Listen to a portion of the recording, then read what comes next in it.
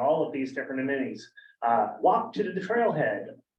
All of those things are right there in the selling. Yeah, I was just wondering if somebody had quantified that and how they get done that, that's all. Yeah. It certainly makes sense, right? Yeah. Yeah, there are quite a number of studies that have looked at that. Yeah, Are you guys able to keep up with opportunities that come available? Or are you just like always just behind the dollars, you know? It's not easy. We've done pretty well, but there's no question we've lost some properties. Because we haven't been able to compete. We haven't been able to move fast enough in some cases. But we've been pretty fortunate. We're very fortunate in that we have a good understanding of the real estate market and of the properties that are out there, which really seem like appropriate pieces for us to be focused on. And we do go after them. I mean, a lot of what we do has to be opportunistic because we're working with willing sellers, but in some cases it's proactive. A good example of that is the North Shore property in Orcas, which we bought last year, which was an old dilapidated inn with some cabins on it. But on Orcas, there's very little shoreline that's publicly accessible. And in fact, when we looked at the island and the opportunities that were available to provide that, that was it. Literally, that was it. So we knew we had to get that property and we paid a premium for it, but it was worth it. Can I add a little bit to that too? The other thing I would say is it's an amazing community. Right, and not just having willing sellers, but motivated sellers who not just are looking to sell their property, but they want it to go into conservation. We don't receive as many donations as our counterparts at the Preservation Trust do, but we also have received, quite a few donations and bargain sales. And part of that has also been support from the real estate realtors, local realtors, particularly ones that grew up on the islands and kind of have that deep affinity for them. There's a number of realtors who have really gone to bat and just saying, like, working with their potential sellers saying, please, let's try to take this to the land bank. Let's see if there's some interest there. Can we slow this down a little bit? And that's been really important in kind of creating this community network of conservation lands, that buy-in. Definitely. does anyone online have a question? If you want to hit under the reactions, you can hit the hand, it'll push it to the top of our screen. And we can, or you can just turn your video on. And if not, I think we can, anyone else in the audience, the live audience, always wanted to be a game show host, kind of feel like that a little bit, spinning the wheel. I think it's your turn, Doug. Great. Thank you. Introducing Juan Island Preserve Steward Doug McCutcheon. Could have done it. It's not too late. It's too late. Take a second to stop sharing this screen and start sharing a different screen. Now you can see all people. Well, while Doug's doing that, you're all invited on Friday to do this again with our monthly commission meeting. It'll be exciting, but that'll be at the Mullis Center. Back to Doug. Oh, boy. Let me see if I can change this view. I don't think I can because it's going to be on that screen. All right, we're going to wing it. So, thank you, Lincoln, for that lead in. And I am going to talk a little bit about Beaverton, which was kind of advertised, Beaverton Marsh Preserve, but also try and give a little bit of an overview of what the stewardship side on San Juan Island District 1, we call this, is up to. And this is going to really highlight just a few projects. I do want to lead this in with, when we talk about stewardship, that this is the careful care and responsible management of these conservation resources that are entrusted to us. And as Lincoln described, having this kitchen sink mandate We have a kitchen sink mandate that continues into our actions. And, you can imagine that trying to, mesh agriculture and recreation can kind of get sticky at times. So it is a challenging thing. We've got a really diverse, talented staff that help us figure out how to navigate all of these complex issues. I'm really grateful for that. So starting with that, I'm just going to flash this up here really briefly. This is kind of the stewardship side of the land bank. And, it's grown quite a bit. I've been with the land bank since 2004, at which point there was just 2 of us on the stewardship side of things. And here on San Juan, the folks you're most likely to see in the field are going to be Shauna Barrows, who's actually here with us in the back of the room there, Jacob Wagner, Charlie Benke, and myself. And highly likely any of these other folks you'll come across as well. But we don't work in a bubble. I also want to highlight that. We have this tremendous kind of administrative side that is supporting us with Lincoln and Tanya, Aaron Rock, outstanding commission. And we also are a county, and very proudly part of San Juan County. And we couldn't do what we do without that county support. And that's everything from public works, the auditors, the assessors, the GIS department, the prosecuting attorney. I mean, we are linked in with probably every single department in the county in really meaningful ways. And again, we would not be able to function like we do without that support. So within stewardship, we really break this down into 3 areas, just kind of in a conceptual framework.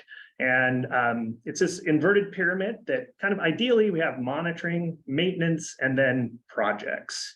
And administration is kind of the glue that holds all of that together. Oftentimes, this kind of ends up getting inverted the other way. Once we get involved into doing a project, or in some cases, 17 projects, that sometimes those sort of take over, but we do put a real premium on that monitoring side, which is everything from engaging with the public to just visiting the properties and tracking phenology and what's happening so that we can make really good decisions about the properties. It really requires a high level of intimacy with all of these lands. So I'm going to switch gears and go into some of our kind of activities, just starting here with habitat and restoration type things.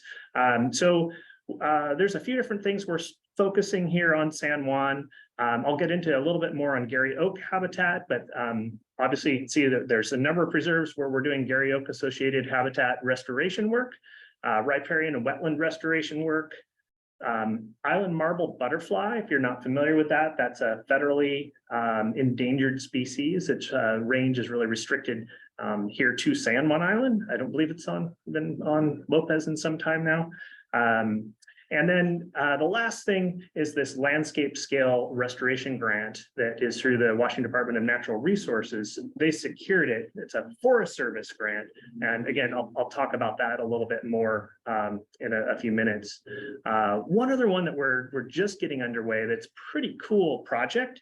I mentioned earlier about those challenges of trying to nest all of these different values together. And at the Fraser Homestead Preserve, which is located at the south part of the island and immediately adjacent to San Juan Island National Historic Park, we are starting in on a project with the San Juan Islands Conservation District and some other partners, WSU Extension, to do kind of a trial of getting native grassland wildflowers and grasses that are maybe a little bit more durable in nature into part of that pasture land to basically try and create more diversity and support habitat while still also having agriculture.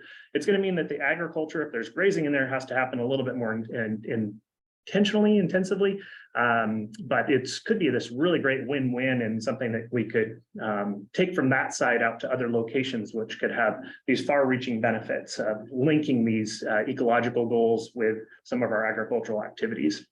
So pretty excited about that. So we do end up talking about Gary Oak a lot. Some people have called me obsessed with Gary Oaks. And there's a reason for that. This is one of our most biodiverse habitats west of the Cascades. It's also one that has been reduced the most. Often it's said that there's less than 5%. Some of the more recent assessments have dropped that down. So that saying that there's about 3% of Gary Oak habitat still intact throughout its range. And that time period we're talking about of that loss of 97% is just the last 150 years. It's not a very long time period. And most of that has been due to conversion for agriculture or development. And then a big part of that is that these were cultural landscapes. They were actively managed and maintained through a very close relationship with the Native Americans and First Nations through this whole region. These contained a lot of very important food and medicinal plants. This habitat type really got established here many thousands of years ago and persisted and was established during a period where it was warmer and drier. So does that sound like anything maybe you've heard about that we maybe are on a trajectory towards? So this map I've thrown in here from a paper that was kind of just looking at a high course level analysis shows the potential expansion of suitable habitat for Gary Oak over the next 75 years. And it's pretty obvious that it's not just expanding here in the islands, but throughout the region. And yet here in the islands, we have some of the best examples of Gary Oak habitat. So what we're doing here, and I'll talk about the Salish Seeds Nursery Project and the restoration activity we're doing. Not only does it have benefit here locally, but this also could be very important from a regional standpoint as we move into the coming decades. So the Salish Seeds Project is a joint project of the San Juan Preservation Trust and the Land Bank. It's based on Red Mill Farm, one of the Preservation Trust's properties. And we really started this because we were starting in all this restoration work and we were trying to find plant material to put in the ground and there wasn't any. And so we started this literally in the backyard at our office in probably a space that was about 10 feet by 12 feet as a means to start generating some seed and some plants to be able to put into the ground. When we talk about oak habitat, sure, the trees are really important, but what makes it diverse is the understory, and that's what was lacking. So this project has grown and has really become recognized locally. We've been able to provide seeds to and plants to a whole lot of partners. We've developed some relationship with some people down Sound who are growing things. It's really a pretty phenomenal thing that we've undertaken. And then you can see down at the bottom, I mentioned a couple of other cool things that are going on. Eliza Habeger, who manages that project for us, is working with the Home Trust to integrate in some native landscaping into that new Hollywalk affordable housing neighborhood. And then if you're kind of wondering, like, gosh, this sounds pretty cool. I want to get involved in this. And we've been getting this question for years. I want to change my backyard into a native grassland. Well, we're trying that out ourselves so we can actually advise that a little bit better. At our office here, Kane Street in Friday Harbor, there's just a small little area that's just in the first stages of being converted from a lawn to a meadow. So stop by, check it out. If you've got questions, knock on the door. Probably going to be somebody in the office who could kind of help you understand which plants you're looking at and what that process is like. So. I'm going to just talk really briefly about this because this is not a land bank project, but the land bank staff, Eliza again, has been really critical in getting this up and going. Camas Club, and basically this is a website that kind of becomes a center for people who are interested in doing restoration on their own properties, being able to get expert advice, being able to see about getting resources to share plants and seeds and all sorts of different things. Throughout the entire county. This is being run by volunteers, and there's participation from some very well, some of our best ecologists in the islands are participating in this. So it's a pretty neat access point if you have interest in that area. All right, switching gears to the ag realm. So countywide, we are doing a lot with agriculture. While we do own land and lease it for agricultural use, kind of our primary role, really, when you look at it in terms of acreage, has been more in the use of conservation easements. And so those are lands that stay in private ownership, but we are either buying some of the development rights or helping kind of protect that farmland in some other way that enables farmers to keep farming. A lot of the times the issue is that the land becomes so valuable that becomes more difficult for a farmer to justify continuing to farm versus creating a subdivision out of that land. A couple little stories about agriculture and our involvement with that. The main one I think I want to just highlight is from Zylstra Lake Preserve on San Juan Island here. If you've been out there in the last few years, that's being hayed. In 2021, Adam Green and Sarah Pope received a lease on that property to be doing that haying, but rather than just kind of taking it on for themselves, they reached out, and I believe I have this right, 7, 8 different farms the last 2 years have participated in the hay harvest. And most of those have been very small farm operations. One in particular, when I'm chatting about this, that farmer was actually driving off island to get hay on average once every week or 2 weeks, depending on the time of year. That's just crazy. So that time, money, fossil fuel expenditures, all of that, that this can be a local resource that is also building community and helping kind of keep stuff on the island is really fantastic. And they've also been a very good lessee there, working and trying to get some soil amendments back in to be building healthy soils, and working with the Washington State University Extension and Conservation District on some trials to see about what they can do to kind of be overall improving the health of the soil there while we're still doing the hay harvest. Okay. Going to switch gears into a few different properties and just a couple of things that are happening there. There's so much going on that this is really, I'm just going to be touching on a few of these. So starting with Mount Grant Preserve here in the middle of San Juan Island.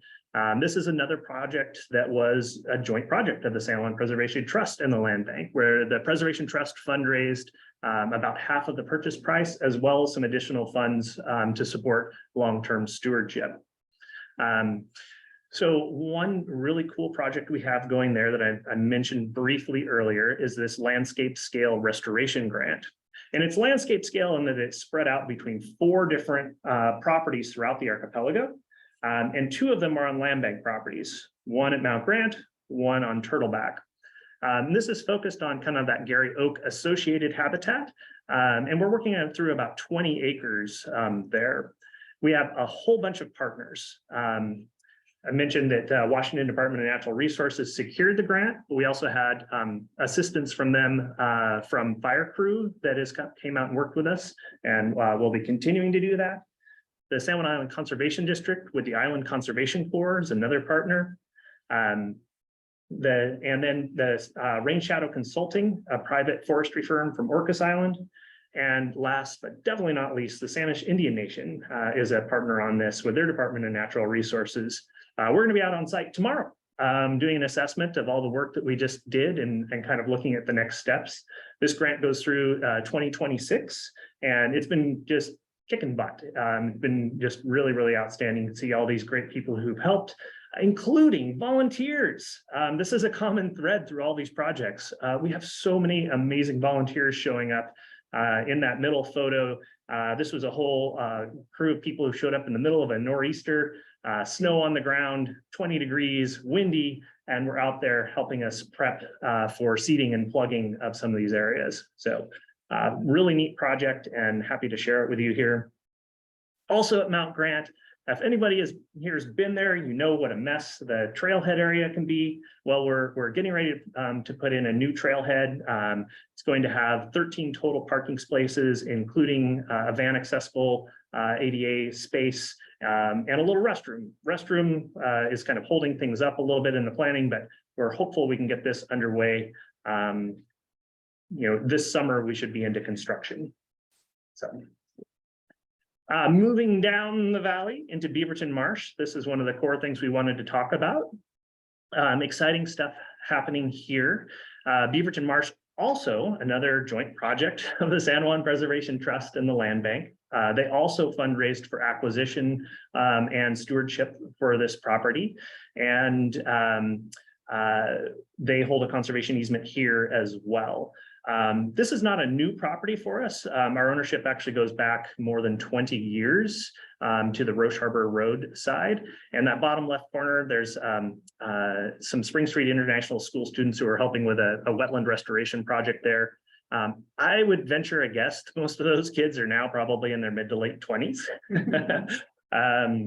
But the other photo there is from a site assessment that Eliza and I went on into some rare bog habitat. There's very little bog left in the islands, and this property has some that's fairly intact, but it's one of the things we're still working to learn about, is that bogs kind of throughout North America are becoming more and more limited. And there's some plants and things at this site that are really, really very special. And so, yeah, some ongoing things there. Agriculturally there, Charlie Binky's got a bunch of things going on. He was working with the Washington State University doing some soil amendment tests that concluded this last year. And again, that's going to be something that is going to go out, the results of that, and be used by the Conservation District and other groups to benefit agriculture and soil health throughout the entire county. So by having the land bank there as a willing, easy partner, we are not just helping agriculture on our properties and benefiting just that location. It is spreading out and really kind of helping improve how we are going about doing things throughout the entire county. Currently, we have short-term grazing lease with Angie and Phil Shepard, and we're working on kind of some assessments and some infrastructure things to be getting geared up to put this property out for a long-term agricultural lease. And that includes perimeter fence replacement that's going to happen in collaboration with the Conservation District. And Charlie's also working on a solar pump to go on an existing well out on this site. On the public access front, some very exciting things. If you haven't been out and explored the property already, we opened up our phase 1 public access to this site last fall with the Nuthatch Trail construction, as we're calling that access point, which is at the end of Halverson Road. And again, like, the volunteers are just amazing. These characters in the upper left, I think a couple may be on the Zoom call here today. I probably shouldn't out them this way, but they were working side by side with us, putting in like 40 to 45-hour work weeks on this trail. It was just incredible. Upper right there, we also have a crew from REI who came up and volunteered with us on this project. Those are people who design, if any of you have any REI gear or clothes, these are the folks who design that, and they've come up a couple times and worked with us on projects up here. And then the San Juan Island Youth Conservation Corps, it's a program that we've kind of helped instigate and support for a lot of years, and those kids have been just awesome in helping with a lot of these projects. So that trail shown here is that green dotted line through the kind of core forested area. And again, there's a little trailhead at the end of Halverson Road that accesses that. We are working on part of our phase 3, getting things a little bit out of order, but that part of phase 3 we're hoping to have open later this year. And we're darn close for part of our phase 2. And this part is a partnership with Island Rec and the San Juan Island School District. Some of you may not be aware that the school district actually owns the land that Lindy Community Park is on. And so Island Rec has a long-term lease of that property. And so we've just finished an interlocal agreement that just needs signatures, and then we'll be ready to launch into permitting and then hopefully get into construction this year on that segment. Yeah, very exciting.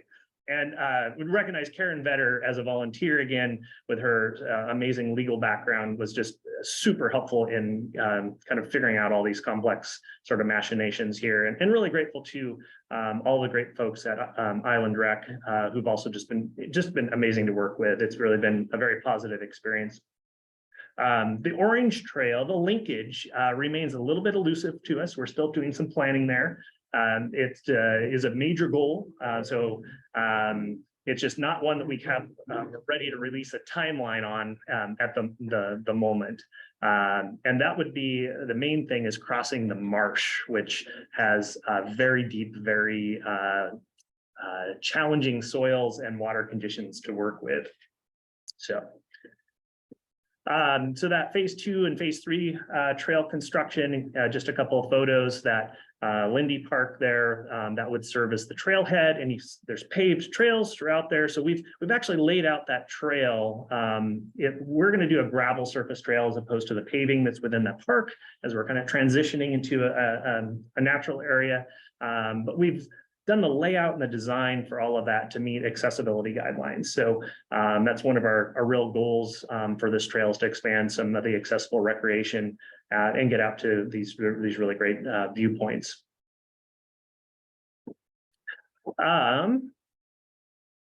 Transition on to Katy Mountain last.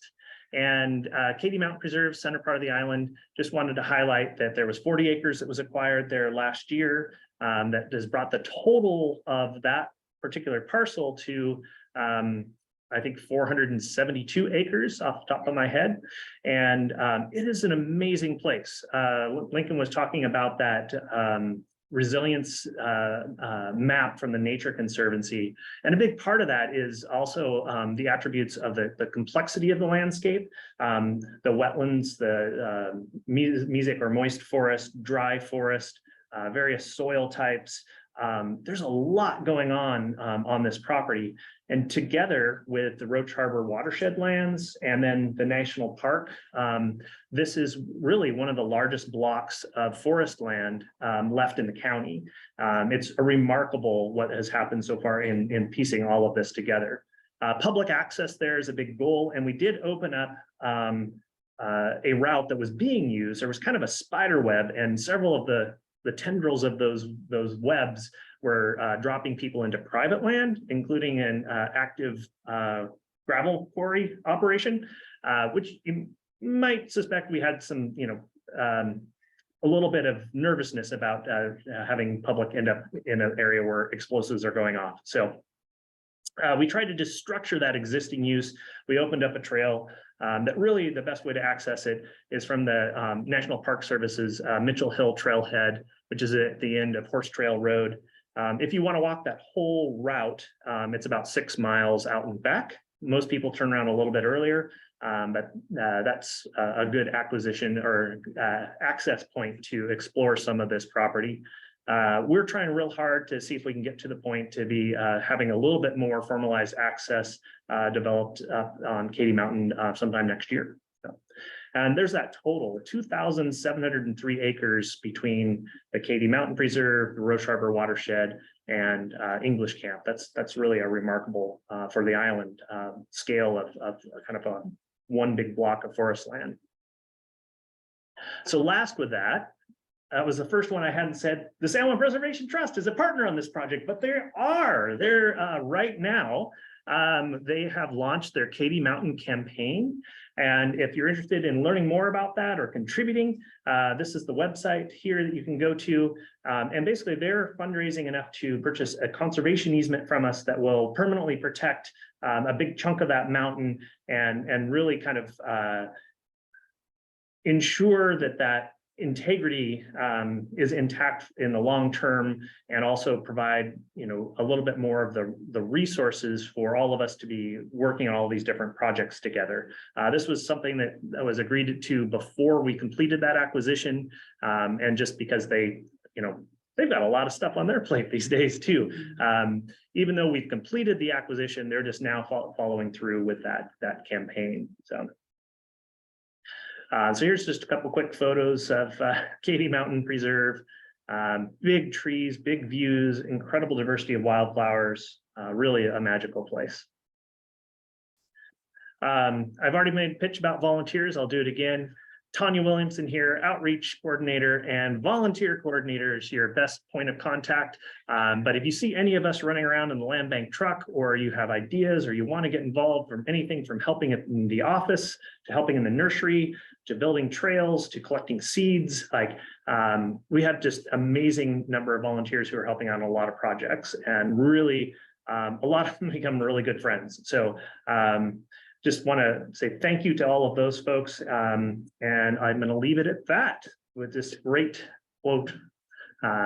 This is the sweetest land in the whole world, surely, for playing in, for living in. Just look at it. So I think all of us who live out here feel that way. So I'll take some questions too.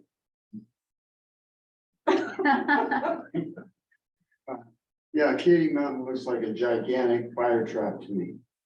What do we have in terms of mutual aid? I know this is a fire district issue. Yeah. But it's your issue too. What do you think about that? Yeah, so that's a really tricky question. And what I would say is, the agreements we have are with DNR. That's our primary forest lands. There's also the local fire departments who are trained. And the work that we're doing in terms of the restoration work that's up there, that really feeds into a more fire resilient landscape. So one thing we have done, there was an existing road that there is not an easement for that goes through the preserve. We worked with the neighbors and everyone, and we've opened that road up so that there's another exit off of that mountain in the case of a fire. So we've kind of worked to try and help that neighborhood become a little bit more prepared on the summit. For where we are right now, fire is a tricky thing in San Juan County, and the number of very high risk days that we have are actually pretty small. Those are those days where you'll be in the evening and all of a sudden you'll just notice wait, that was a warm puff of wind from the east. And it's that offshore flow conditions where we really start to accelerate with our fire risk out here. The number of days for those high fire risks are expected to double, in the next 20, 30 years. So yes, anywhere in the islands is a problem. Is Katy Mountain more pronounced than others? It's really hard to say. Most of our ignitions out here are from people, and most of those are lawnmowers and weed eaters and those sorts of things. So in terms of it being a source of fire coming from our properties, it's probably much less likely than you would have in some of the more developed areas. So when you're working on Mount Grant this summer, will it still be open to the public? Yeah. There might be some, very brief closures for safety if we're doing that little trailhead development, but still, it's a pretty small project in the scheme of things. We've chosen a site that's, very well-drained soils, relatively flat. It's probably taking us 10 times longer to navigate the contracting world than it will take to actually do the project. So Yeah, we know about that. yeah. We have an online question from David.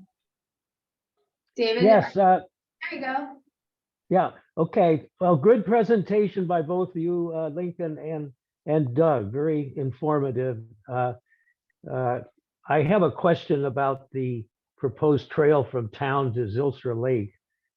Could you comment on what the land bank's role is likely to be, if it hasn't been defined yet, what you see it being, and maybe give us an idea of a possible timeline for the development of that project?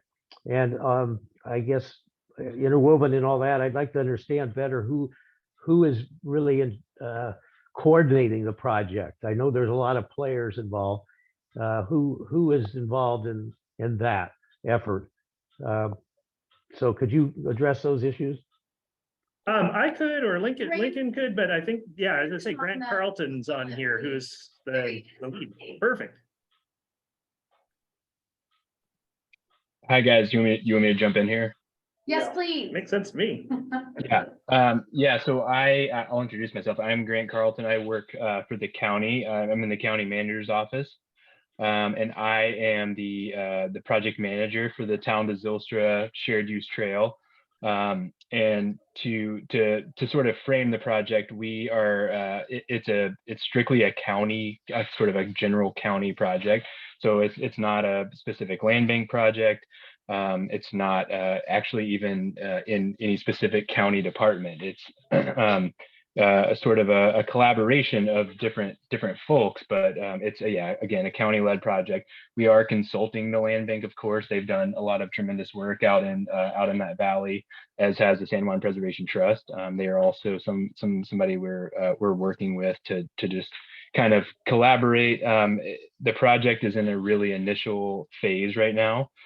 We are working with our sort of internal working group to sort of vet our trail alignment options. We're looking at where this trail might go. We know that obviously it will start in town and it will end at Zylstra, at least for this phase. And we're looking at it as, this is sort of one stretch. This is hopefully with an eye towards a more comprehensive network of trails around all the islands. I think I'm not alone in stating that we could do better with the safety of our trails on all the major islands. And so that's again kind of how we're framing it. And we will be doing a full public engagement process. We're not there yet. We're hoping to have more information very soon, and we do have a new kind of platform in the county. It's countywide. It's called Engage San Juan. If you look up Engage San Juan, it'll take you right there. And there is a project page for the Town to Zylstra Shared Use Trail. It has all the up-to-date information, and it will be updated accordingly. As far as a timeline goes, like I said, we're kind of in the initial phases right now. We're working really hard to look at all of the different land use considerations out on the ground. We're looking at all the sort of encumbrances and sort of legal issues that might be on the ground as far as conservation easements, things like that. We're looking at impacts to certainly to neighbors. We're hoping to mitigate any impacts to wetlands and sensitive and critical areas, of course. So we're really in the throes of the beginning of sort of scoping this project at this point. Can I ask a follow-up question? Sure. Is there a deadline by which the funds that have been made available by the feds would have to be utilized, or they might be lost? So that obviously shapes the timeline. Is there any kind of deadline for that? Yeah, you bet. That's a great question. We've been given a deadline of September 30th of 26 to obligate the funds. So that doesn't mean that we have to have the trail built or the funds spent, but they need to be obligated in some sort of legal document. Yeah. Okay, thank you. I had one other online question here. I'll just read it out loud from Alice Hurd. It said, you've showed us what's new, but over the last many years, are there basic trends or changes in land bank work? It sounds like you've seen an influx of volunteers. Good. Anything else making things harder or easier? Oh, wow. Well, we're doing more, is what I would say. Again, I've been with the land bank since 2004, and I would say that in the early years of the program, it was a little bit more passive in its approach to resource management. We did some restoration work, but it was pretty limited. And as we've grown in size and also with the understanding of sort of the overall conditions that we're in and what we're facing moving forward, I think that's really raised the stakes in terms of how critical it is for us to be doing this work, not just doing things from sort of a wouldn't it be nice, but it really is, I think, personally critical work in terms of the long-term sort of role that we have to, I think that one of the challenges, I guess, what I'm struggling to say is that there's so many unknowns with, particularly with climate change and how that will unfold. So I don't want to speak with a high level of confidence that we know the exact outcome or that we're going to be able to be the authors of that. But I think what we're trying to put into place are the pieces that allow for diversity to continue and to have sort of minimal impacts and losses along the way, whether that's this year right now, or we're looking 100 years down the road from now. I think beyond that, other changes would just be, you know, we're part of a bureaucracy and a machine, and I'm really glad I don't work for the federal government. But you know, over time, things just get, you know, more nuanced and more challenging, and it's kind of like, you know, a little bit of a moving target to you know, sort our ways through that. But again, got great staff and great support in the county to help navigate, you know, those changes as they come forward. Lauren. Great presentation, guys. So, you know what I wanted to talk about. I 2 years ago, I sent a proposal to the land bank about restoring Beaverton Marsh as a beaver colony. And the reason for that, reasons are many. They have to do with every one of your primary emissions. And water retention in Beaverton Marsh is huge. There's a new reason now beyond what I put in this paper I sent to you guys, and that's has to do with stormwater runoff in our neighborhood, which there's, as you know, Doug, there are two outlets. One goes under the bridge over to the university property, and the other one used to be called Salmon Creek before everything was all the roads and culverts were put in. I know that because I've talked to old timers who lived here way back when, and that means to me that Beaverton Marsh had salmonids in it, and I don't know that it still could. I mean, you'd have to put fish ladders way up university property to make that happen, but because everything now is all culvertized and roads, so we're not going to fix that to get that back to its original state. But beavers are the best natural water managers on the planet, and it would take, but this was a 5-year proposal, at least 5 years, because you'd have to have the wood resources for them to build their dams, and you'd have to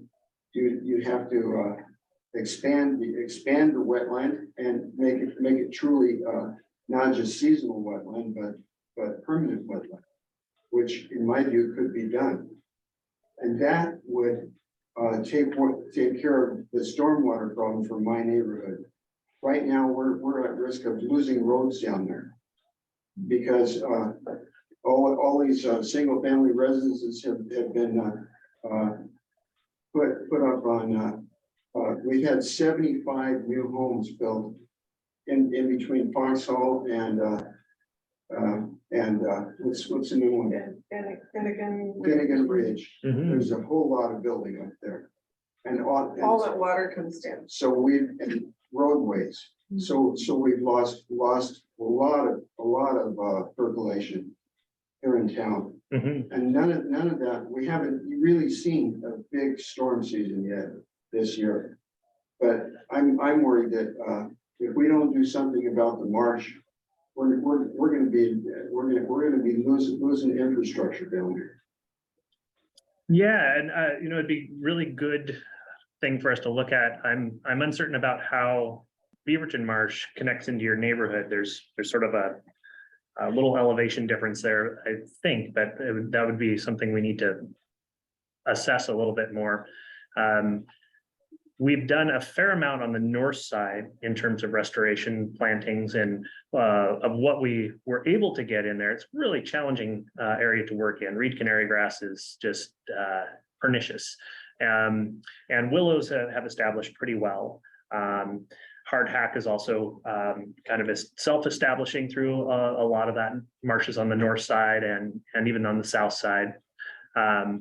And I do expect we're going to continue to do some work in there. I think you hit the nail on the head in terms of being able to have it sustain beavers is we need the habitat and we need tolerance. The beavers that have been on San Juan Island have, not been welcomed with open arms, we'll say. And steel fencing. and that's going to be a major change. But I do think beavers are part of the future out here. We just have a lot of hurdles to get to that point. And something I ended up having to leave out of the presentation, but I'll just fast forward here to, oh, maybe I was smart and I actually, at Zylstra Lake Preserve, and maybe I'll put Sean on the spot to talk about this. We're actually have installed a beaver dam analog. And as far as we know, we're the first people in the county to install a beaver dam analog. As that implies, we're not able to invite the beavers in very easily, but we're putting in something that is similar to what a beaver would do in a particular site here geared towards trying to improve water quality and restore what had been ditched as to promote some agricultural use in the past. Something like that could be very well what we employ at Beaverton Marsh as well. A very important thing is we don't own all of the marsh. There still are probably another 6 private landowners, 5 or 6 private landowners. And anything we do that changes sort of the water table and how everything functions in there would impact them. And so we can't just do that unilaterally. So it's going to take some work, I think, for us to get everybody on board towards working on that issue there. But it is something that we do have in mind. And coupled with that is these questions I mentioned earlier about the bogs out there with these very rare plants, and what impacts our actions would have in terms of assisting or maybe harming some of those areas. So those are all things that are issues we're working on, thinking about for implementation. We're not quite there, where we're spread on all of these other projects right now. You can see the light at the end of the tunnel. We've got these major public access ones at Mount Grant still, Katy Mountain, Beaverton Marsh. Once we kind of get through that phase, we should be being able to be opened up a little bit more with our time towards some of these other projects. And in that meantime, we're trying to set the stage with some of the assessments and getting some ideas about how to go about this. And something as simple as there was a ditch association that was formed for Beaverton Marsh. Yeah. It's never been done away with. Take care of those dishes. So one of the questions that the prosecuting attorney's office is looking into us right now is what do we need to do to, make this legal obligations within this ditch association go away? Because it probably would not, with environmental laws, we probably would not be forced to maintain the ditches. But the question is, can we actually go and restore them at this point? So that is something that we've asked the prosecuting attorney's office to help us sort of look at as part of this process. Can I make a couple more comments? Number one, Washington State has a beaver reimplantation program. I'm sure you know about that. Mhm. And secondly, the ecotourism benefits to the economy from the connection to the Lindy Park would be outstanding. That would be a real boon for tourists to have something to do that's walking distance right here in town. Very exciting. Yeah, lots of good stuff going on. Anyone else online? David's taken over the top there, but anyone can raise their hand. Yes, please. So I bought the, dark reef, Oh, yeah. and they had like a marsh boardwalk. Mhm. It was really long, something like that work. Good question. Oh, yeah. So the question is whether a kind of a boardwalk structure like is at Shark Reef on Lopez Island would work at Beaverton Marsh.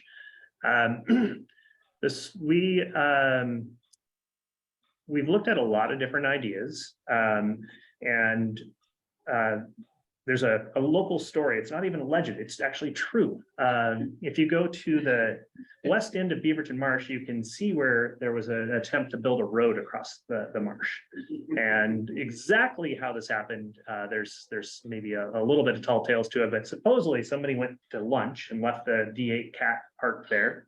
And they came back after lunch and just the top of the house and the stack was poking out of the marsh. And that D8 cat is at the bottom of Beaverton Marsh. So a simple sort of boardwalk type thing is a little bit challenged in that location from the soils. It's also flooded, and at the deepest part is only about 3.5 feet deep. But for water in midwinter in kind of big flood conditions, but those soils are really tricky. We had some geotechnical engineers who drilled. They were able to just get a few holes down, but in the middle, they went to 83 feet deep, which is below sea level, and did not find bottom. They had to go and leave and abandon the hole and catch a ferry. And the guess is that bedrock was going to be at about 120 feet deep. And so for a typical design of pin piles, you're looking at a pair of piles on 10-foot centers. And if you're having to go, 120 feet deep to get there, it becomes cost unfriendly. So a common proposal is, why don't you just make a floating structure? Well, that floating structure has to land on something. And what it lands on ends up being pretty much the same type of construction because you have that in-between period where everything's saturated and otherwise the floating structure goes away. So the working concept right now is something that's a hybrid between floating and partially suspended, not fully suspended, but perhaps taking 60%, 70% of that weight through cable, and then being able to have less of pin piles or helical piles to support the structure going across.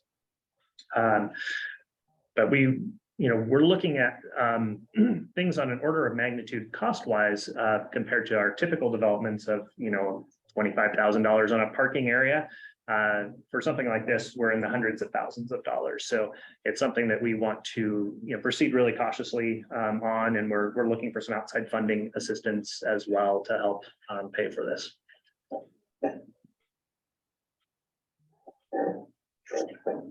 Well, we're close. We have 8 minutes. If there's any other questions, comments, anyone online? All right. Well, thanks, everyone. Thank you very much. Thanks for your patience. Online and live. I'm going to end the meeting. I don't know where to wave. Thank you.